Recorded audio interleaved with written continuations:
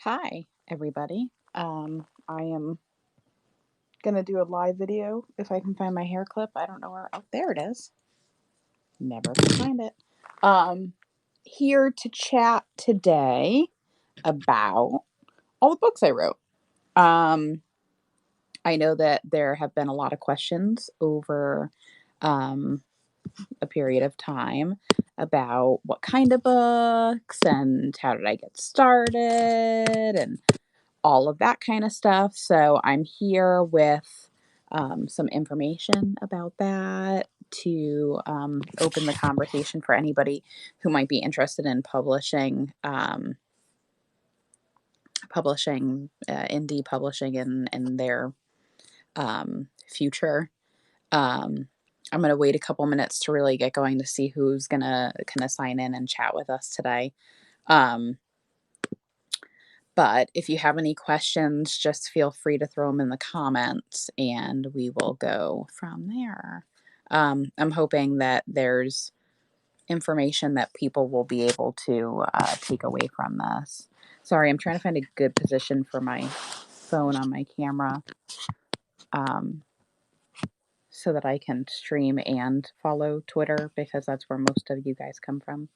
Um, so, about 2013, um, when the whole 50 Shades of Grey phenomenon started, um, I was turned on to the indie publishing community, um, which was something that I knew nothing about at that point in time. I was writing, but I was writing for a website called Babbel, which was a parenting website. And it's now owned by Disney. Well, Disney bought them, and then the website didn't pan out the way that they wanted to. All I know is that Disney paid like millions of dollars for this website that they don't use at all anymore. So, needless to say, um, that was kind of a flop on their part. But for me, I got the experience of writing. So I wrote as a blogger for 3.5 years, um, on Babbel's being pregnant portion of the website. I documented my pregnancy with my daughter, who is now 9, um, full pregnancy with her, transitioned over to baby's first year, and wrote about the first year of her life, which was very eventful considering we went through one of those cranial reshaping helmets and all kinds of stuff. Um, but it gave me this base and this knowledge of writing, grammar, the basic kind of stuff that you need to kind of put together a bigger project. So, 50 Shades of Grey happened, and everybody was like, oh my God, this book. And the lady started saying things about indie publishing. She's like, oh my God, well, I couldn't get a major publishing house behind me, so this is how I did it. I paid attention, but I started to devour all of these indie books. I read 50 Shades of Grey, and then I bounced over to Colleen Hoover, and then I found a love for Jamie Maguire, who is a huge racist piece of shit now, which I'm really sad that I looked up to her at all for anything because as time went on and the bigger her britches got, the shittier of a person she became. Um, Needless to say, I found this community of women who were writing these stories and they weren't apologizing about the work that they were writing. It was a very it was a very like it was like a sisterhood. It was the sisterhood of like the traveling smutty books. And I was like, well, all these women are doing this and some of them don't even have any writing background. So, I could totally do this. And I did. And I wrote my first book, Take Me Out, which I didn't know as much as I do now. I hired some people who came recommended to me, some people who took my money and ran. I worked with some people who just patted me on the back the whole time, didn't give me any constructive criticism. And my first book was an absolute flop. And I learned a lot of lessons. And from there, I took all of those lessons that I learned and I started writing again. I didn't give up because I felt like I just had to keep going. And I wrote another book and I published it under the same name. And it didn't do as well because the blowback from the first book, it kind of set the scene. So I was like, okay, I'm gonna pull back, not gonna write anything, I'm not gonna do anything. So I gave it up for like a month or two, and then I was like, I have this story I just need to get out. And I did a lot of reading, and I just love to read, and I love I'm a sucker for smut books. So I did a lot of reading, and I just started all over again. So fall of 2013, I started working on rebranding, and I started working on a book called Hers. And I wrote my ass off, and I created Dawn Robertson, which would become my pen name. I didn't put a face to the name. I went into the community completely blind using this pen name, not letting people know who I was. Completely different style of writing, more information, more well written, more well plotted, more time put into it. And I wrote Hers. And between the cover and the content itself, um, Hers debuted in the top 100 romance novels, erotica on Amazon. Um, this book did things that I never in a million years thought could have even conspired. I mean, I never in my wildest dreams would I have been able to peg the success of this book. Um, it's not for the faint of heart. It's a hardcore dominatrix. I'll read you the blurb about the book, the synopsis. It says, "I am weak. I am lonely. I am a slut. I am strong. I am dominant. I am independent. I am Seven James. My entire life, no one has wanted me, and that was fine because I sure as hell didn't want anyone else. Blah, blah, blah. Insert sad story here about negligent parents and shitty siblings, and you have my life story in a nutshell. When my college boyfriend dumped me, it was just the icing on the cake. 5 years, a blooming career later, and I am here to collect my revenge. That was until a delicious plaything walked into my kink club, the kink club I frequent, and rocked my typically unrockable world, causing me to break the one rule I have lived by since Daniel Alexander walked out of my life: never have sex with the same person twice. This book was a blockbuster. If you like erotica, check out Hers. Um, but what this book did was bloom a series of books from the characters in the novel. Um, I had found that there were a lot of novels out there that were showcasing women who were like the damsel in distress, needed a man to come and save her. And I didn't like, I love it. As a reader, I love it. But as a woman, I was like, fuck, something's not right there. So I wrote the polar opposite. I wrote about the badass bitches that come through and get what they want and do what they want and don't have to play by the rules. They play by the rules the men play by. And it created a series of books I dubbed the Hers series, based on the first book in the series. And they became two of the six books in the series were bestsellers. Excuse me. Second book in the series is Finding Willow, um, which this one is not as badass and raw as hers is. The characters are a little bit different. Um, and one of the things that I do that a lot of other authors don't, so I did my covers before I wrote my books. I am very, very, very particular on the covers of my work. So fast forward, we're in February of 2014 now. I have 2 bestsellers under my belt. I live in the state of Florida. There's a book signing in South Florida called Wicked Book Weekend. An author dropped out. Something happened. I think one of our kids got sick, couldn't be there.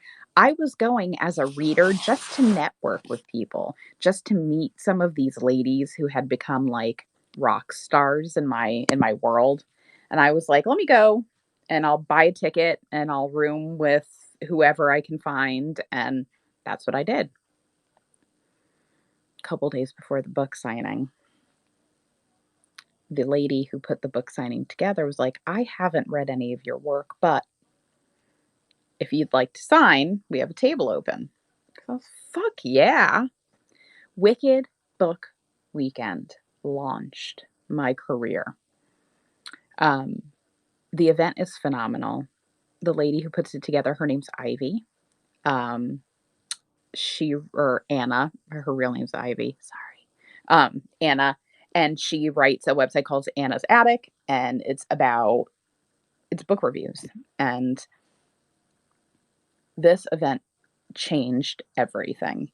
From there, I was at Book Bash in Orlando, which is the biggest single day book signing in the United States. I was in Chicago. I was in New York.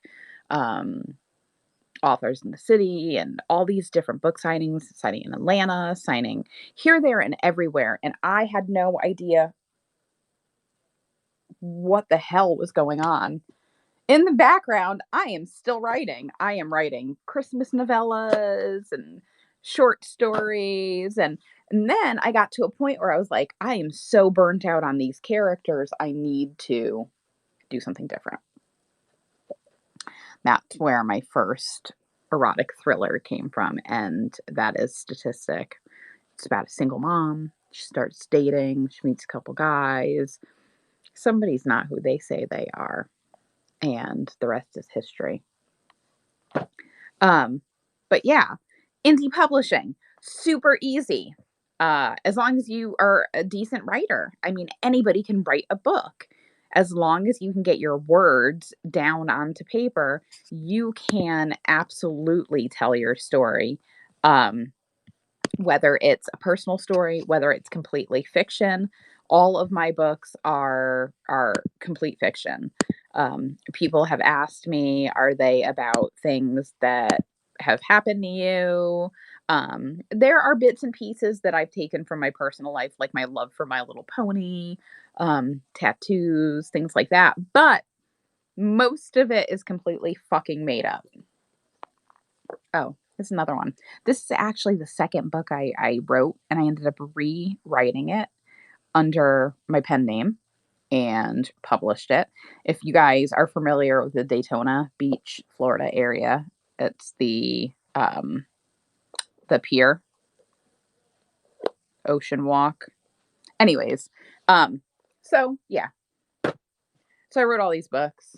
This is my favorite though. This is my absolute favorite. And if you want to hear about how I hunker down and write, ask flyaway_K. He lived with me while I wrote this book.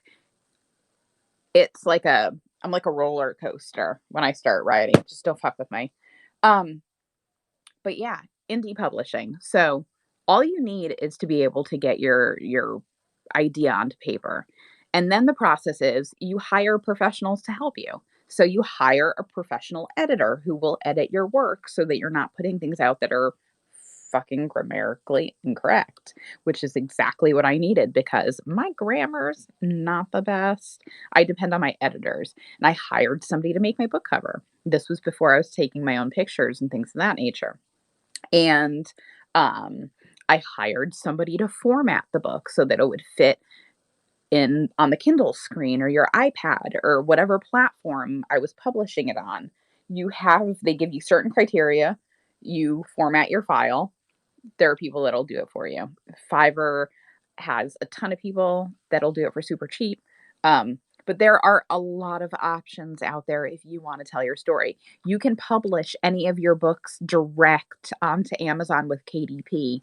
Um, kdp.amazon.com is everything you need in terms of getting your book out into the public. Um, that is the biggest retailer for online books.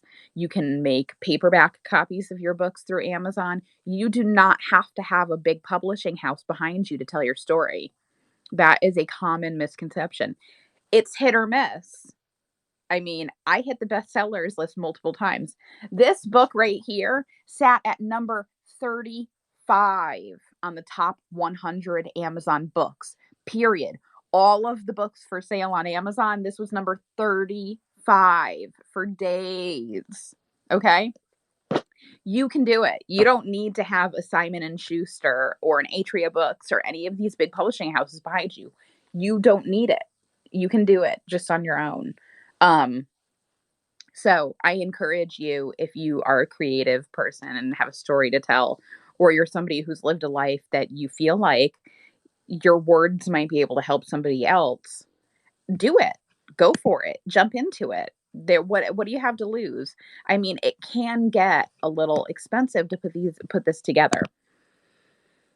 But sometimes you make all the money back. My favorite book that I wrote, I put so much time and effort and money and my soul into, and I didn't break even on what I made. But it didn't matter because I love the book. Um so oh, another thing. So yeah, I hit the bestsellers list and I didn't have to have the Republican Party buy a shit ton of my books like Don Jr. and Dan Crenshaw. So, eat a dick, dudes. Your books suck. Maybe you should write about some smut. Um, so long story short, you can do it. And if anybody has any questions on publishing, hit me up. You know where to find me on the Twitter. And I'm writing a new book. It is nonfiction. It is the first nonfiction that I've published. I'm debating on what pseudonym to publish it under, only because I don't want to disappoint people who have followed Dawn Robertson, because all of these books have a certain style. They're all fiction, they're all smut, they're all romance novels. And I am writing about my crazy family and breaking the cycle of abuse from one generation to the next. It's a story about a woman, my grandmother, who had 9 children, 8 girls, 1 boy, and she absolutely hated women. Hated women. And some of the stories that have conspired over the years from this, um, people wouldn't even believe. Like, I have an aunt who married a millionaire, Forbes. She married a Forbes, and he died. He was much older than her. And she went off the deep end, and she like has no money. Like, he set her up for life and she has nothing left. And this little piece of hair is gonna piss me off today. Um, but like the stories about how these women were treated and how I want to do so much better for my daughter is what I'm writing about. I promise you it's going to be far more interesting than it sounds. Like, I haven't had time to sit down and really write a synopsis of the book itself. Um, but I have had multiple people read what I've written so far, and they're like, shit, this is going to be a Netflix series. So Netflix, holla at your girl. Um, Netflix could probably turn some of my books into some really good series, especially the Her series. Netflix, call me, right? I could do an Amazon Prime series too. Amazon, call me. published through you guys. Come on, holla at your girl. Um, but yeah, so if anybody has any questions, let me know. I appreciate all of you who have taken the time to sign in here today and listen to me ramble on. Um, I hope that this inspires you to jump on your own projects and do something that you find to be moving for people. I've had a handful of emails over the years from people contacting me saying that, they read my books and it really hit close to home. And to me, I think that's a really special thing. Um, Actually, I have a couple of people who have passages from my books tattooed on them, which is really cool too. That is like the greatest honor. This tattoo right here, each day is a blessing, um, comes from statistic. It's a line in my book. I mean, I have a lot of it's there's a lot in each of these books. Um, One of the stories that is very special to me is a woman named Jen. She lives in the Midwest, and in Finding Willow, there is a no, it's not in Finding Willow. It's in This Girl Stripped, the book that comes after this one. Now I can't even read the passage. I just pulled what I had on my bookshelf. I don't know where half my books are. Um, there is a scene in the book that dabbles with abortion, and um, the character gets pregnant as the result of a very brutal assault, which is very triggering for some people. Um, and I had this woman contact me and share her story and said, "Thank you so much for writing that into this book. You don't see things like that, and it can be so hot button and so just such a hot button issue for people." She just thanked me, and we have been friends ever since. And it's just the things like that that really it makes me want to write a whole nother series. I don't know, maybe I'll just keep writing. I miss writing. But anyways, I'll do another video at some point in time about the new book I'm writing. It's called Our Mother's Secrets. I have a couple of my cousins working with me to make sure that I can accurately depict this the best that I can. But anywho, I hope that everybody has a wonderful Friday. Um, Fuck the patriarchy, and I don't know, fuck Trump.